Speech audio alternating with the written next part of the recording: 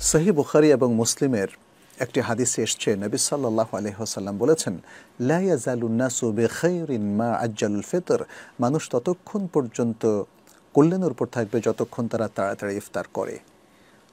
অর্থাৎ ইফতারের সময় হয়ে যাওয়ার সাথে সাথেই সে ইফতার করে। ইফতারের সময় কখন হয়? ইফতারের সময় হয় সূর্যাস্তের সাথে সাথে। সেটি সহিহ বুখারীর আরেকটি হাদিস থেকে আমরা স্পষ্ট জানি। নবী সাল্লাল্লাহু আলাইহি ওয়াসাল্লাম বলেছেন, ইদা আকবালাল লাইলু মিন হাহুনা ওয়া আদবারান নাহারু মিন হাহুনা ওয়া গারাবাতিশ শামস আফতারা সায়েম। যখন এদিক থেকে রাত আসবে, ওই দিক থেকে দিন চলে যাবে এবং সূর্য অস্ত যাবে, তখন রোজাদার ইফতার করবে। তাহলে তখন রোজাদার ইফতার করবে, বোঝা যাচ্ছে যে তখনই ইফতারের সময় সূর্যাস্তের সাথে সাথে। এবং প্রথম হাদিসটা থেকে বোঝা গেল সেটা তাড়াতাড়ি করাটাই হচ্ছে নবী সাল্লাল্লাহু আলাইহি ওয়াসাল্লামের নির্দেশনা, সুন্নাহ।